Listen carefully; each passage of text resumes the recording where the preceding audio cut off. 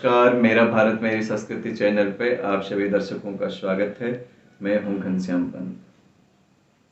मित्रों, आशा करता हूं आप सब लोग अपने अपने घरों में सुखपूर्वक और खुशी के साथ रह रहे होंगे और आप सभी के पितरों की कृपा आप पर बरस रही होगी तथा भगवान वासुदेव की कृपा भी आप सब लोगों पर बरसे, यही मैं मंगल प्रार्थना करता हूँ। मित्रों, ये भी आशा करता हूँ कि आप सपरिवार सुखपूर्वक खुशी के साथ जीवन यापन कर रहे होंगे।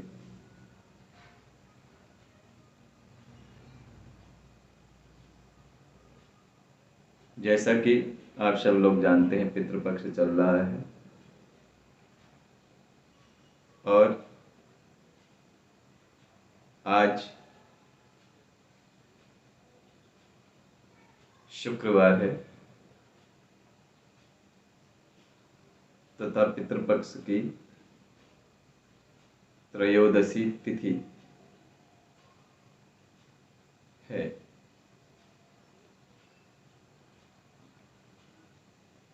उसके बाद चतुर्दशी तिथि आएगी। तत्पश्चात 25 सितंबर को अमावस्या तिथि पितृ विसर्जनी अमावस्या आएगी। मित्रों, सर्वपितृ अमावस्या का विशेष हमारे जीवन में महत्व है। पितृपक्ष में हम, जिन्हें पार्वण श्राद्ध के नाम से भी जाना जाता है, अपने पितरों को हम मनाते हैं, प्रसन्न करते हैं। ये 16 दिन हमारे पितृ पूजा के लिए होते हैं। साल में हमारे पास 2 दिन यानी 2 बार का समय आता है। एक, जिस पक्ष के जिस माह को हमारे पितरों का देहांत हुआ हो, जिसे तिथि के श्राद्ध के नाम से भी जाना जाता है, उस दिन हम पितृ पूजा करते हैं। लेकिन उस दिन क्या होता है कि हमें अपने पितरों को आमंत्रित करना पड़ता है, बुलाना पड़ता है, तब वो हमारे घर में उस दिन आते हैं। और दूसरा जो समय है ये पितृपक्ष का, जिसे कनाकत भी बोलते हैं, इन 16 दिनों में हमारे पितृ स्वयं धरती पे आते हैं और वो हमारे घरों के आसपास या हमारे घर में ही रहते हैं। उन्हें हमें बुलाना नहीं पड़ता, वो स्वयं आ जाते हैं। उनके ये पर्व कहलाते हैं, त्योहार कहलाते हैं। इन 16 दिनों में स्वतंत्र रूप से वो विचरण करते हैं। तो उनके स्वागत में हम जो कुछ भी कार्य करते हैं, उनका आशीर्वाद हमें प्राप्त होता है, यह हम सब जानते हैं। तो इस बार सर्वपितृ अमावस्या या पितृ विसर्जनी अमावस्या जो है, दिनांक 25 सितंबर को है। हिंदू पंचांग के अनुसार 25 सितंबर की सुबह 3:11 से अमावस्या शुरू हो जाएगी। 25 सितंबर की सुबह का मतलब 24 सितंबर की रात्रि में 3:11 से अमावस्या प्रारंभ होती है और अगले दिन यह 26 सितंबर सुबह 3:22 पर तक, यानी 26 सितंबर की 25 सितंबर की रात में 26 सितंबर की सुबह 3:22 तक यह रहेगी। तो इसीलिए पितृ विसर्जनी जो है 25 सितंबर को ही मनाई जाएगी। इस अमावस्या का विशेष महत्व होता है। सर्वपितृ अमावस्या के दिन ही हमारे पितृ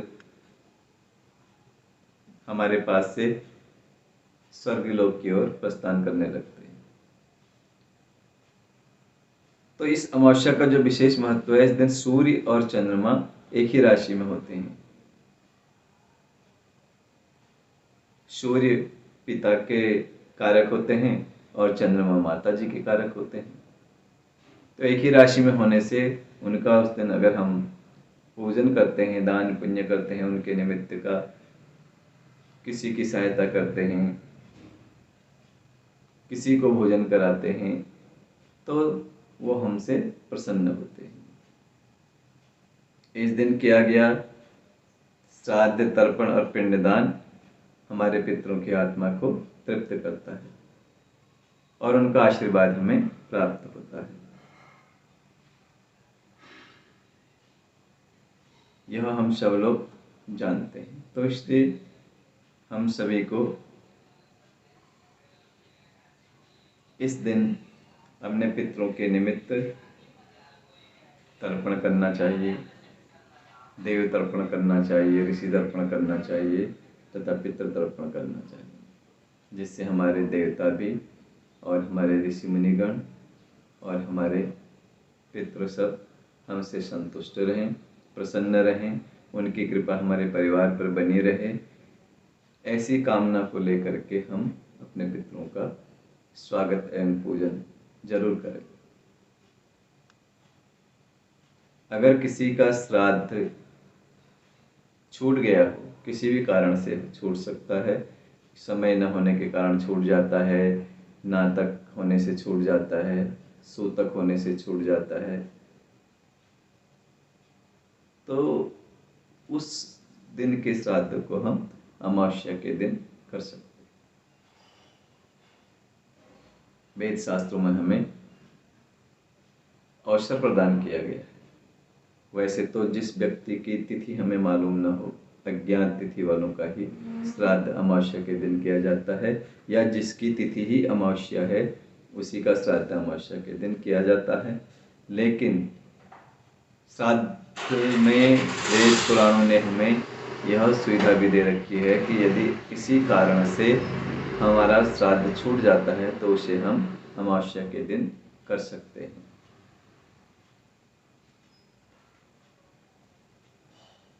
तो मित्रों, यदि हमारा श्राद्ध छूट गया है और बीच में हमें समय नहीं है, तो हम खुश होकर श्रद्धा के साथ, विश्वास के साथ अपने वेद शास्त्रों की मान्यता को मानते हुए अमावस्या के दिन अपने पितरों का स्वागत करें और उनका श्राद्ध करें, तर्पण करें और उसके बाद उन्हें विदाई दें।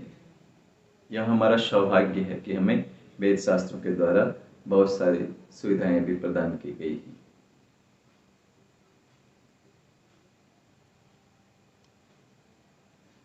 मित्रों, कोशिश तो यही करनी चाहिए कि श्राद्ध पक्ष में मांस का सेवन ना करें, प्याज लहसुन का सेवन ना करें, तामसिक चीज़ों का सेवन ना करें, प्रेम के साथ अपने घर में रहें, किसी तरह का घर में क्लेश पैदा ना करें, झगड़ा, लड़ाई झगड़ा इत्यादि ना करें, घर में शांति के वातावरण को बनाए रखने में सहायक बने, एक दूसरे की आज्ञा का पालन करें, धार्मिक कार्यों को करें। धार्मिक कार्यों से मतलब शिष्टाचार सदाचार से है, पूजा पाठ से नहीं है, क्योंकि इन 16 श्राद्धों में केवल पितरों का ही पूजन होता है। हम जो दैनिक कार्यक्रम है हमारे, प्रातः काल उठ करके स्नान इत्यादि करने के बाद अपने पितृ देवताओं का, जो घर में हमारे देवता हैं मंदिर में, उनको स्नान इत्यादि और पूजा तो कर सकते हैं। लेकिन कई मंदिरों में अनुष्ठान या अपने घर में कोई हवन इत्यादि या ब्राह्मण को बुला करके पूजा पाठ करना, ये वर्जित होता है। केवल श्राद्ध के लिए ही पुरोहित को बुलाया जाता है और श्राद्ध का ही कार्य किया जाता है, पितरों के निमित्त का ही कार्य किया जाता है। इसमें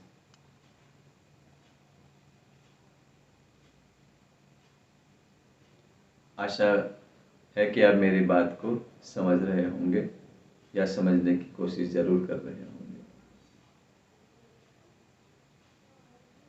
तो देर किस बात की है, हम सब मिल करके अपने पितरों का आवाहन करें, पूजन करें। उनके निमित्त यदि कोई दान इत्यादि अभी हमने ना किया हो, या उनका तर्पण ना किया हो, या उनका श्राद्ध अभी ना किया हो, तो अमावस्या के दिन उनका स्वागत भी करें, श्राद्ध करें, तर्पण करें, दान करें, पुण्य करें तथा उनका आशीर्वाद ग्रहण करें।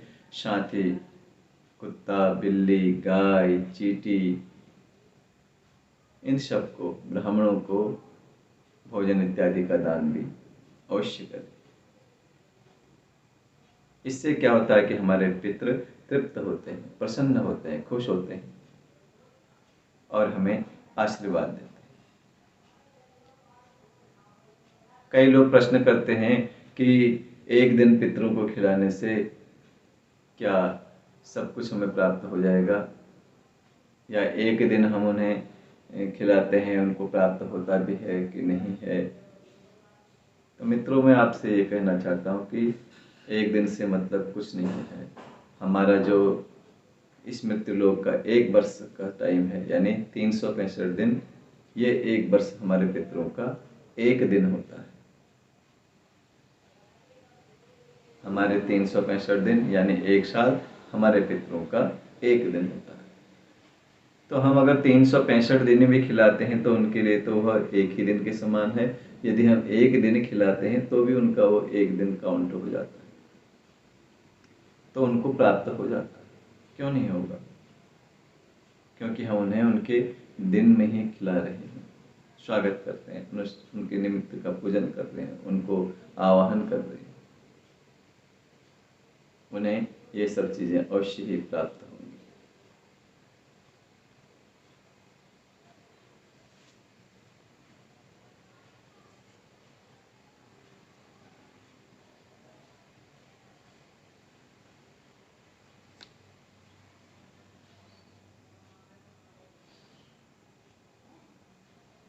तो इसलिए जो है हमें नशा भी इस दिन नहीं करना चाहिए, मांस भक्षण नहीं करना चाहिए, लहसुन प्याज का सेवन नहीं करना चाहिए, घर में शांति के वातावरण को बनाए रखने में सहायक होना चाहिए, किसी भी तरह का घर के अंदर कोई क्लेश पैदा ना हो, इसकी जो है पूरी जिम्मेदारी हमें निभानी चाहिए।